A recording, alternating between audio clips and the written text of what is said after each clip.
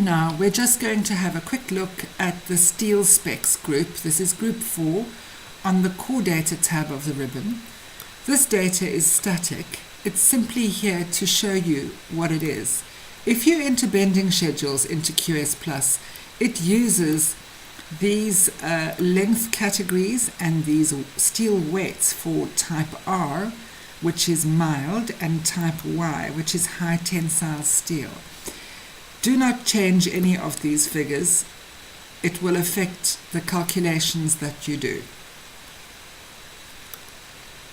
It's simply there to allow you to have a look at what is listed on the system.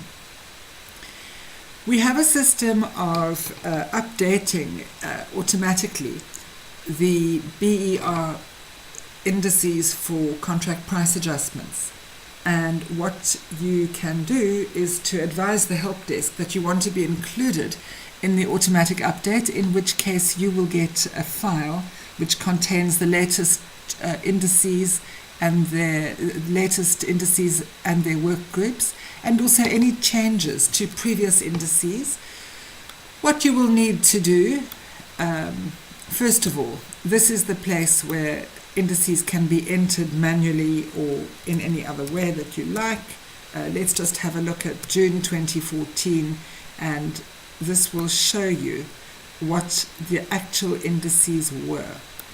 Okay, if you want to get a grid-like view of all the indices for all months, you'll see them listed here in descending order of year, so that you'll always have the latest ones at the top.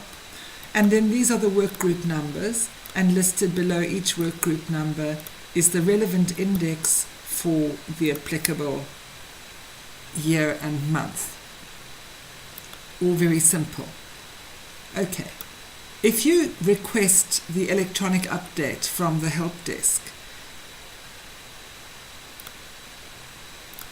you'll be sent a file, and you can browse on your system to where you have actually extracted that file to. I'm going to use this file. It will always have this name, Stats SA Indices.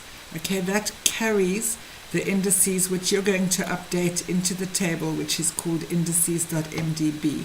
And all you have to do is press the button, and the update will be processed automatically.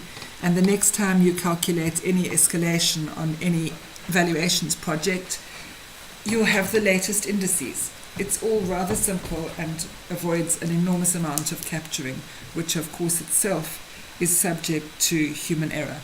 So this way is much, much more effective. The time that it takes to update obviously depends on the amount of data in the table, and it's quite a lot, you can imagine.